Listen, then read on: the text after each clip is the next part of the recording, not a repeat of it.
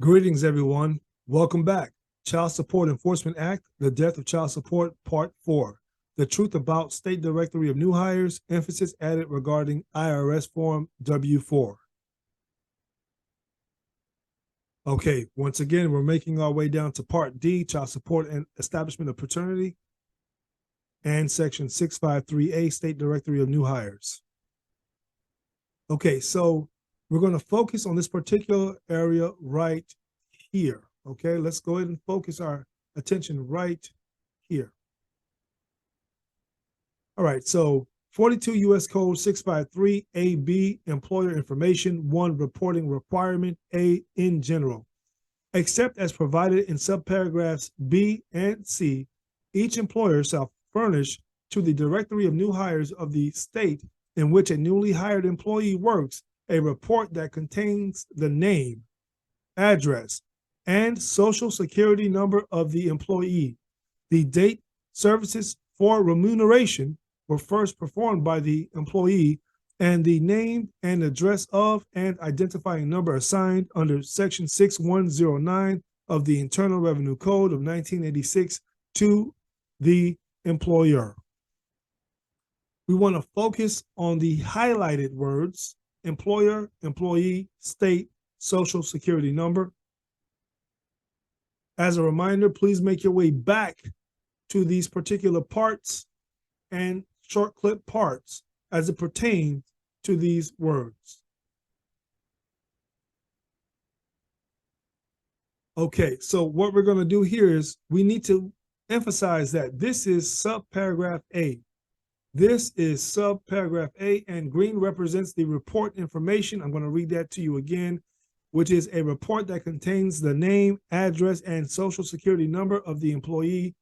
Also, the date services for remuneration were first performed by the employee, and the name and address of and identifying number assigned under Section 6109 of the Internal Revenue Code of 1986 to the employer.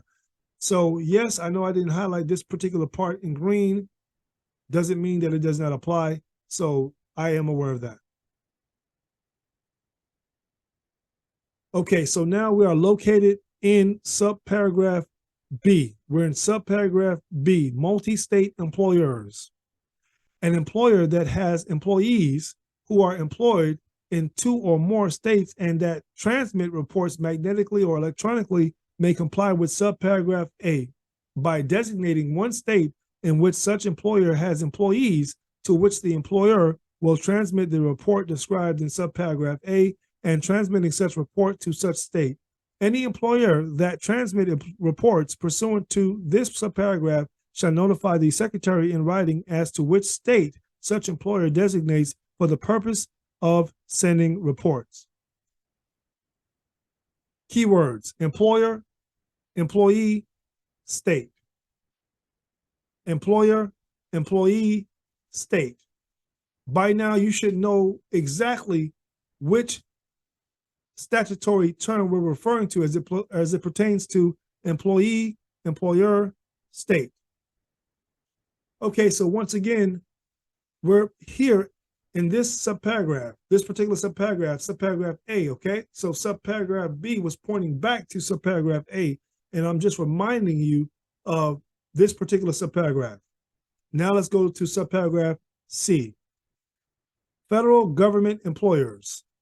Any department, agency, or instrumentality of the United States shall comply with subparagraph A by transmitting the report described in subparagraph A to the National Directory of New Hires established pursuant to Section 653 of this title. Okay, so once again, this is the subparagraph A that they're referring to. Green represents the report information. So the report information. So now we need to find out what report are they referring to? What is the report? What is the name of the report? That's what we're trying to figure out at this particular time. Okay, so let's find out.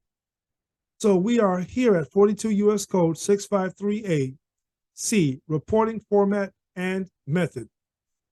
Each report required by subsection B shall, to the extent practicable, be made on a W-4 form or at the option of the employer, an equivalent form and may be transmitted by first-class mail magnetically or electronically. Subsection B is located in 42 U.S. Code 653A, B, employer information. We've already gone over that part. Okay, so let me just go back so you can see for yourself what I'm talking about, just to be in a safe place here. See, right here, employer information. This is it right here. B, employer information. This is what they're referring to in regards to the subsection B. So this is subsection B right here. This is subsection B as it relates to subparagraph A, B, and C. Okay, let's continue. So the key word here is the W-4 form. That is the report form that they're referring to, the W-4 form. All right? Okay, so as it relates to the Child Support Enforcement Act, what we need to know about Department of the Treasury Internal Revenue Service Form W-4 Employees Withholding Certificate. Number one, this particular form is subject to Title 26 U.S. Code, Internal Revenue Code, emphasis regarding 26 U.S. Code 7805C, preparation and distribution of regulations, forms, stamps, and other matters. Number two, the word employee is located within said form. Number three, only an employee as defined in 42 U.S. Code 653AA2A and 26 U.S. Code 3401C are required to fill out this particular form. Number four, the employee as defined in 42 U.S. Code 653AA2A and 26 U.S. Code 3401C must present this particular form to an employer as defined in 26 U.S. Code 3401D. Now, make no mistake about it, they'll also provide it to an employer as defined in 42 U.S. Code 653AA2B as well, which is synonymous with 26 U.S. Code 3401D. So once again, you may want to watch the previous videos so you won't get confused to see whether or not you fit the category of a statutory employee. And if you fill out the Form W-4, you have to understand that it is subject to Title 26 U.S. Code, Internal Revenue Code. No questions about it. There is no exceptions. It is subject to the Internal Revenue Code. It is. And you must go by the term, the statutory term employee and employer according to that particular code. Now, if someone tells you, oh, it's the ordinary meaning, if it is the ordinary meaning, then that means that a statutory term does not apply. But then again, when you're dealing with the statutory term, that is also categorized as an ordinary meaning, statutorily speaking. So let's not get confused here, okay? So you have the word employee in its common sense, ordinary meaning term, which is not statutorily related. And then you have employee, which is statutorily related, evidenced by that it is located on a W-4 employees withholding certificate. You see that? Therefore, it is subject to what? Title 26 of the Internal Revenue Code, and it can be found, the word employee can be found in 26 U.S. Code 3401C, and the word employer can be found in 26 U.S. Code 3401D. So let's not go ahead and get it twisted. Let's not do that. Let's continue. Okay, so these are a couple of case laws here. I'm not going to read it. Once again, they've already been spoken about in part 1, part 2, and part 3. I'm going to breeze through them. Please feel free to pause the video if you choose to read them once again.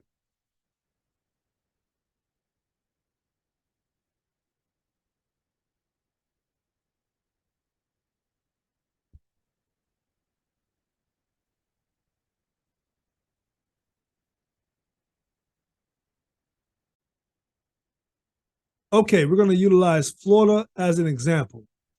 We're going to go to Title 30, Social Welfare, Chapter 409, Social and Economic Assistance, 409.2576, State Directory of New Hires. We're going to make our way over to number 3, employers and service recipients to furnish reports. And we're going to focus here.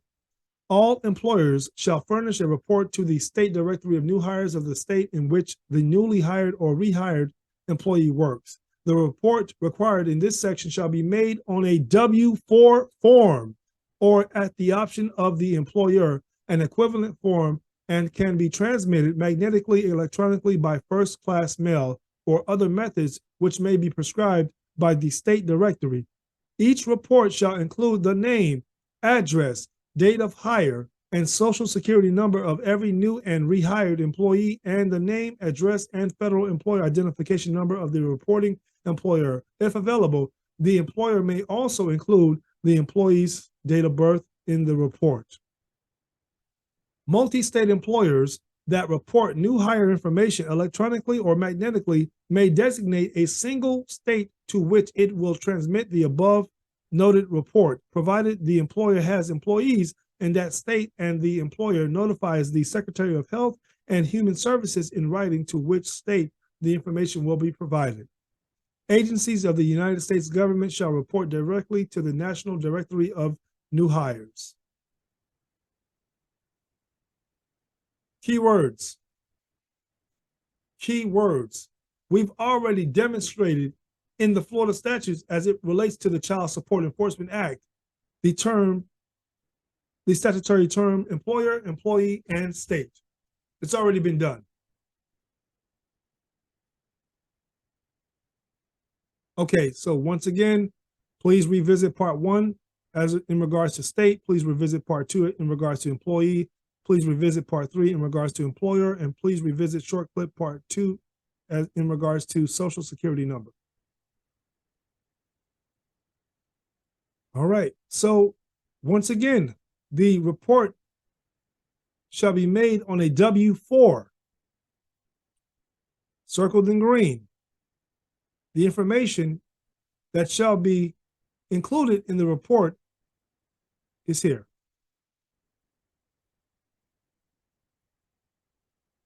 Okay?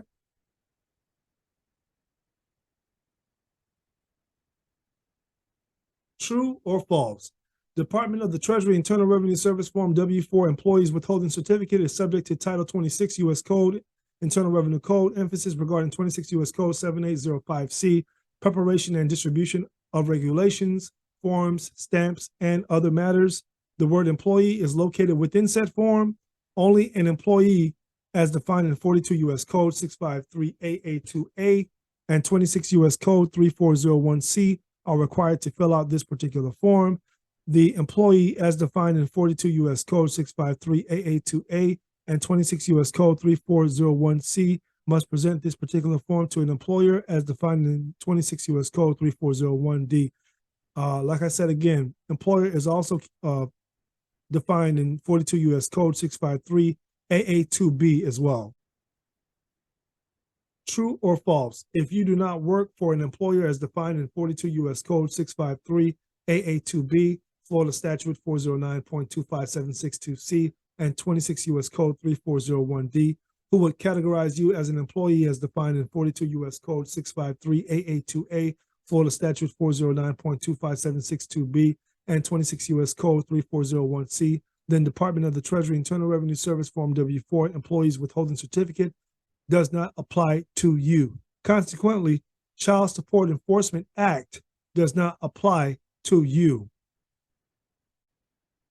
Now, for those who consider themselves employees, you must understand that if you fill out a Form W-4, you must fit the category of an employee as defined by 26 U.S. Code 3401C, no exceptions. And you must work for an employer as defined in 26 U.S. Code 3401D, all right? And don't forget about 42 U.S. Code 653AA2B as it pertains to the employer, which includes any governmental entity. Keyword, governmental entity. Think about it. Employer includes any governmental entity. You must fit the category. You must fit the category. If you are not an employer as defined in 26 U.S. Code 3401D, then who are you?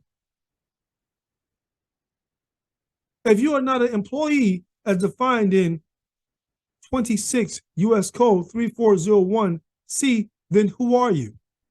Remember, that same term I just said, 26 U.S. Code 3401C, employee, points back to what? 42 U.S. Code 653AA2A, employee. And don't forget, as it pertains to employer, as defined in 26 U.S. Code 3401D, employer, it points back to what? 42 U.S. Code 653 AA2B. Okay? There's no way we can get this one wrong. No way.